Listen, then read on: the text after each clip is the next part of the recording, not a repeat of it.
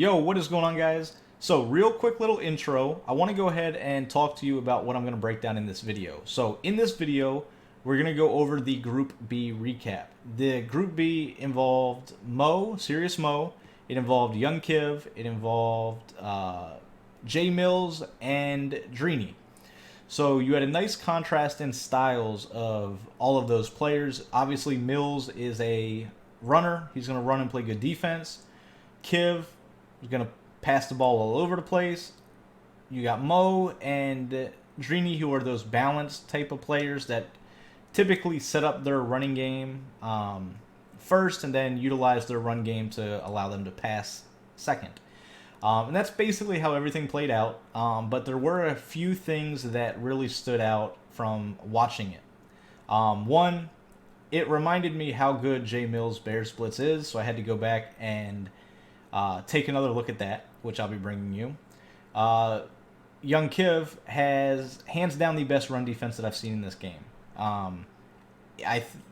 For instance, when he played Mills, Mills had negative yards the entire game. Now, Mills won the game, which is a statement of Madden 20.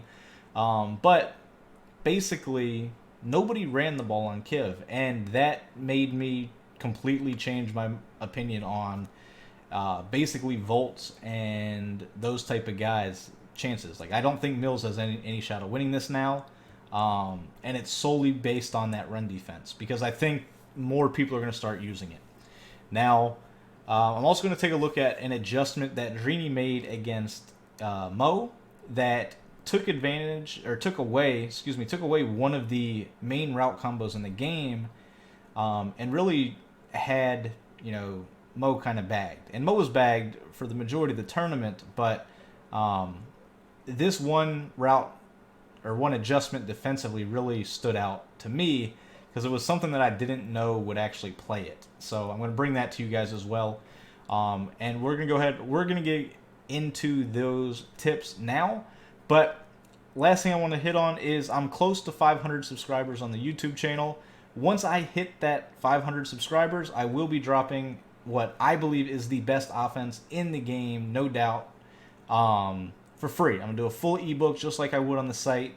But I'm going to drop it for free on YouTube. So once I hit 500 subs there, I will be doing that. If you guys want to have a sneak peek and see me actually use this, I am utilizing it on Weekend League, so you guys can check out my Twitch for that.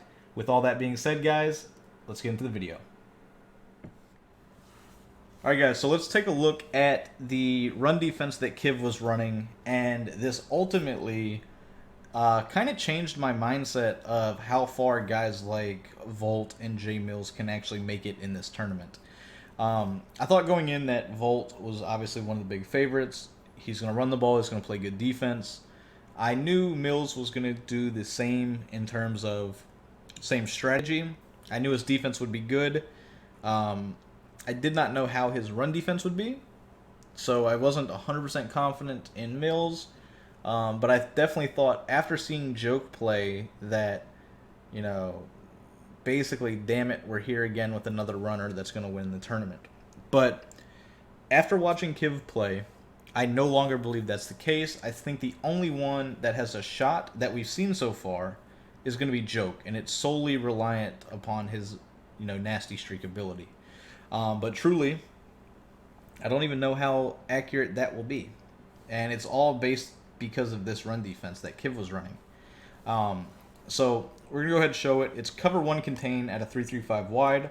Now you could do the same thing out of cover 2 man if you wanted to. And this way you could spy both your safeties. But basically what you want to do is you want to blitz your linebackers, QB contain, pinch your D-line, crash them down. And then with your user, you're going to basically shoot the gap. So what you would see happen is if Kiv thought the run was going to the right, he would just stand over top of this defensive end and basically walk into the B gap. Now, it's going to be a little bit difficult for me to kind of show in practice mode with 2 controllers, but we'll go ahead and we'll get a couple clips of it. As you can see, there's really not much to it besides the fact that you just have the ability to sprint, back there manually. And I kind of talked about this style of run defense in my run defense breakdown just the other day. But as you can see, there's not much to it. Like, you just basically walk into the backfield, and this is the easiest one that I've seen happen besides that 3-4 solid that I broke down. Because you just stand right over top, walk straight into the backfield, tackle the running back. Now, if they were to go ahead and flip the run away from you, you would theoretically be able to, you wouldn't hit them in the backfield, but you would just kind of flow over, and you can see you're going to be running away from your numbers anyway. So you're not going to gain much, if you gain anything. And then even if Kiv guesses right, and say you try to run to the left side with that tactic, and he's standing right here, for instance, he's able to blow it up that way too. So doesn't matter if it's a dive or a stretch, just that tactic of just shooting through this B gap, it just absolutely blew up the run game for all three of his opponents, really. Drini couldn't get anything going running, Mo couldn't get much going, and neither could Mills. Mills had negative yards in a game that he won. So it just goes to show you how good that run defense that Kiv was running actually is. So now let's take a look at the Mills defense. Mills defense is one of those things that anybody that is in the competitive scene knew that Mills 3-4 bear defense was just absolutely roided. The thing was, nobody's been able to actually figure out how to truly do it.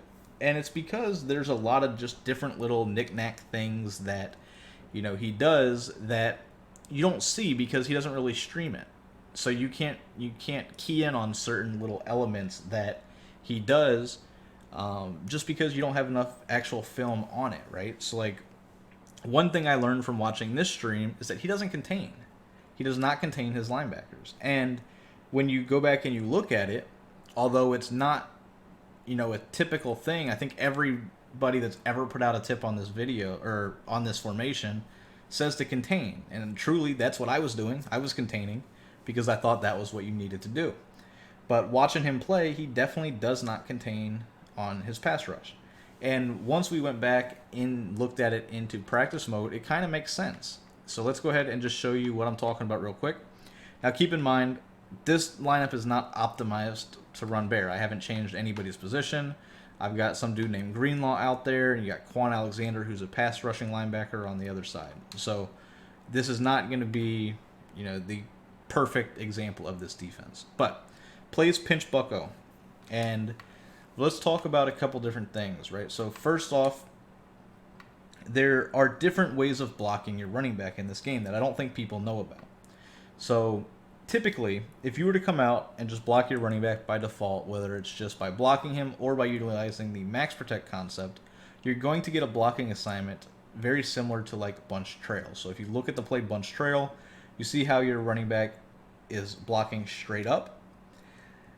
That is completely different than the play flanker drive where he's blocking to the left by default. So if you were to try to block a player to the left, like in flanker drive, you couldn't. Like, it's not possible to do. But you can do it on these plays that have that blocking assignment already.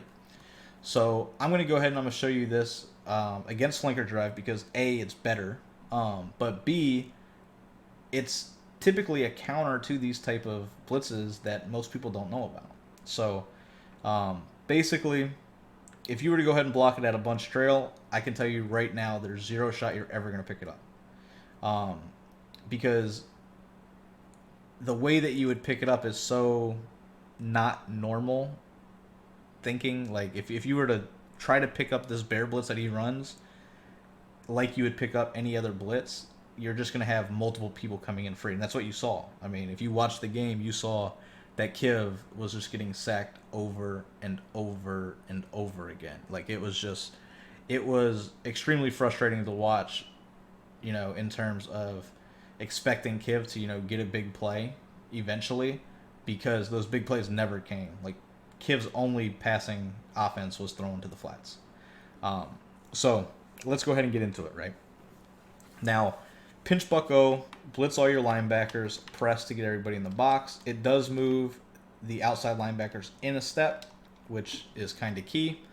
But basically, what you would do is you would take the guy guarding the tight end, stand in this gap. Now, you want to stand in the gap opposite the running back.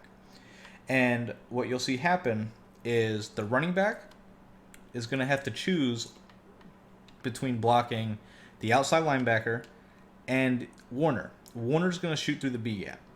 And typically, that's where this whole thing, your whole blocking assignment, gets screwed up. Because if you do anything to block Warner, it's going to send the outside guy in free. The running back, by default, is going to always basically try to block Warner.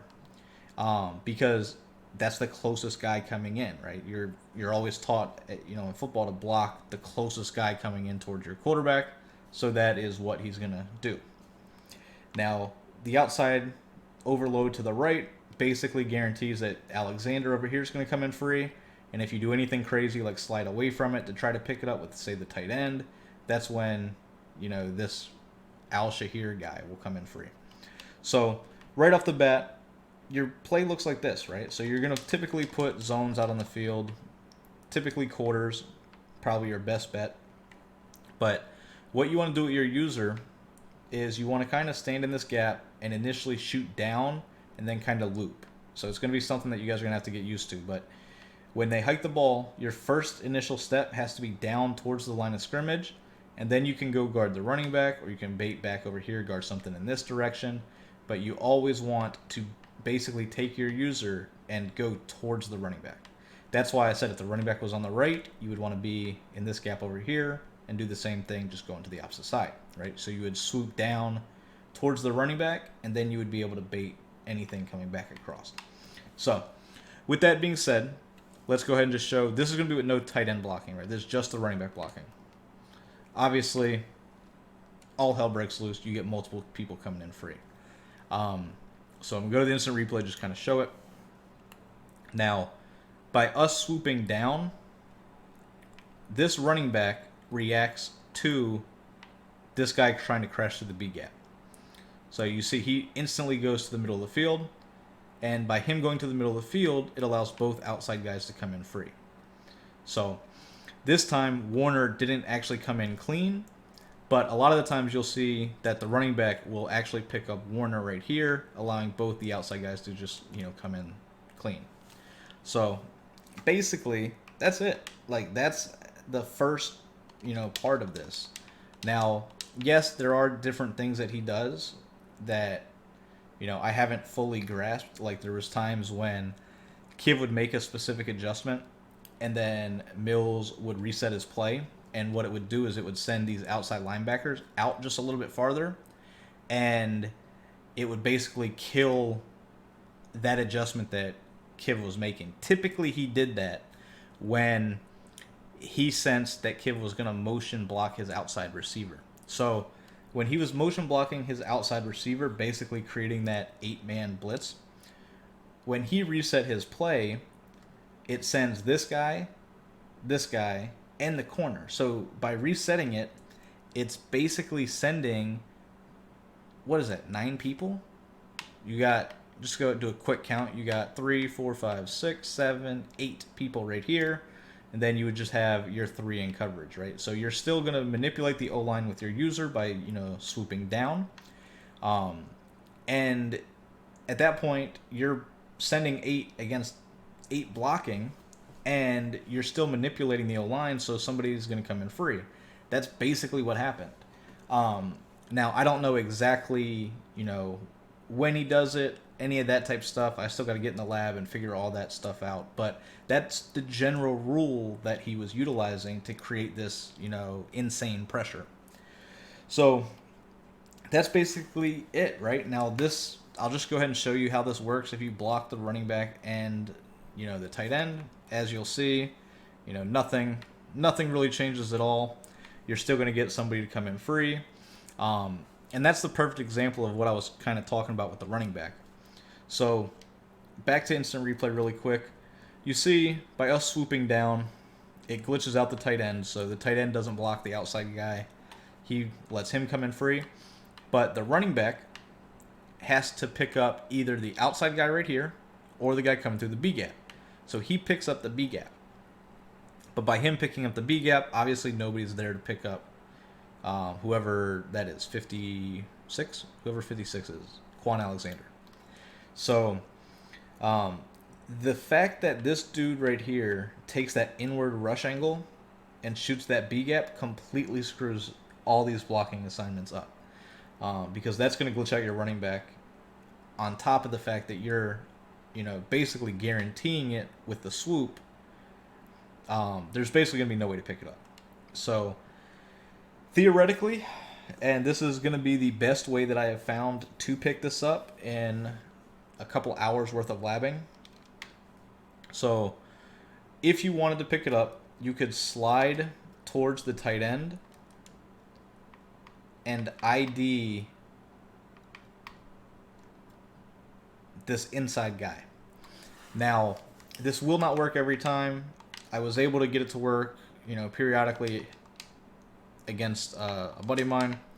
And this was just, like I said, it was one of the things that was the best that we found to pick it up. But it still wasn't 100%. And I truthfully have no idea how this is going to work in practice mode. I just want to go ahead and show you.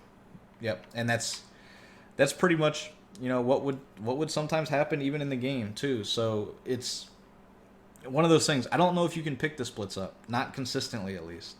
That was the best way that we found to pick it up.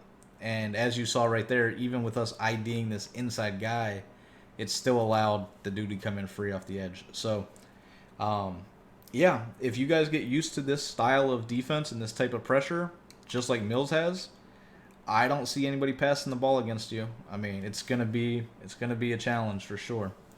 So that's basically the Mills and the Kivs defense. Now, the last thing that I wanted to talk about was an adjustment that Drini used to kind of freeze Mo's offense. Now, this is one of those things, for those of you guys that have followed the competitive scene, and specifically money games, you'll know that this play, wide receiver post, is extremely good with the setup of putting a hitch. So you would block both running backs, you would put a hitch by this guy, and you would motion slant B, right? So you'd motion to the left, hike before he sets. Now, one thing that Drini did to counter this was he would take the outside linebacker on the right, basically whichever side the fullback was on, and he would bluff blitz him. And what would happen is Quan Alexander would basically drift back into this area right here and make sure that he couldn't just lowball that slant, which is something that he really wanted to do, and anybody that runs this offense really wants to do. So I'm going to go ahead and I'm going to be on this lineman. He obviously had everybody pinched together to show that he was on run defense. So he would stand right here, do the little master gamer run defense. But it was that adjustment specifically that I wanted to talk about. So let's go ahead and motion him over and just show you how this kind of plays. So you'll see right away, like that right there is not open. And it's not open because of the 3-rec. So you can see like right away, I can kind of lowball this, right? So if I lowball it right here, I'm good. The problem is their user initially will play right here with their user, and then they'll drop back and guard the post. The 3-rec, what it does is he kind of just sits there to where if I was to lowball this at this point right here, I'm throwing it directly to the 3-rec. Like, if I lowball that, the 3-rec's just going to put his hands up and get a pick. And this is something that really caused issues for that motion slant. And there were times when it would actually even completely match and man him up. So not only would it just sit there and pick it right here, but basically what would happen is it would just completely, cross man it. So that was another thing that you could do, right? So he would do this right here, man that guy up, and now in combination of you wouldn't be able to low ball slant it. Now if you tried to do it with this, and keep in mind I don't have a great linebacker there, But as you can see, like, that's not really open. And that's with Quan Alexander, right? Imagine that's a good guy in Mutt. But basically, it took away one of the main routes that they want to hit out of this. So as you can see, you don't have to worry at all about this slant route coming back across. So now with your user, you simply just bait in between the hitch and the post, and then typically you would have the delay tight end on other plays, right? So it just made it very easy to bag this specific offense because you could sit in run defense, and the cross man and the 3-rec combination between the two would either, if you were used to lowballing this, you were going to get picked off by the 3-rec. If you tried to wait and throw it like once it passes the 3-rec and he manned it up, then it was just going to be a pick, right? Because you can't throw it there either, right? So ultimately, those were the 3 things that I really took notice of out of the B group today. The Mills 3-4 bear defense, I don't see how anybody can pick that blitz up consistently. I don't think it's possible, especially with the little tricks that Mills does. The Kivs 3-3-5 wide, the run defense, whether you wanted to do it out of the cover 1 contain or the 2-man under, you could technically do it out of zone as well, but it's going to make it really difficult, in my opinion, for a runner to win the tournament that way. And then you had Dreamy just getting adjusty. Mo didn't bring a whole lot of different elements to the table. Mo's just a damn good defensive player. Like he based all of his stuff on things that people have seen before. And I think that ultimately did hurt him. But I think Mo's biggest issue was the fact that he wasn't used to playing Mutt. All those regs money games that he was playing, it's a completely different game, between Mutt and salary cap and regs. It's a different ball game, right? Like, this is a perfect example of it. In regs, you don't have a linebacker that you can man up on a 96 speed receiver. But in Mutt, when your linebacker's 95 speed, he's going to man up on that receiver a hell of a lot better than Quan Alexander and his 83 to 84 speed, whatever he is. So basically, just wanted to go ahead and get my thoughts out and show you guys a couple things that I saw personally, and we'll bring this back. I'm sitting at 480 subs, which I'm happy about. If we get to 500, so 20 more subs, I'm going to drop a full offensive ebook on YouTube. I'm going to drop exactly what I'm using in Mutt this weekend for Weekend League. I truly think that this is the best bully offense that is in Mutt. And basically, it doesn't require too much, abilities or anything like that. So hopefully we'll get that. We'll get those 500 subscribers, and then we'll go ahead and drop that for you guys. Also, if you guys want to catch, a sneak peek of that offense, I will be on Twitch tomorrow. Or basically, when you guys see this, I'll be on Twitch for at least a couple hours. Definitely go ahead, check out my Twitch if you guys want to see it. I do leave my past games up there for you guys to, peep if you wanted to check it out.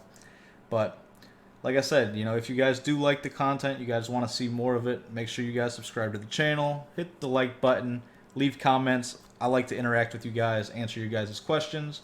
So that's basically it. Catch you guys tomorrow.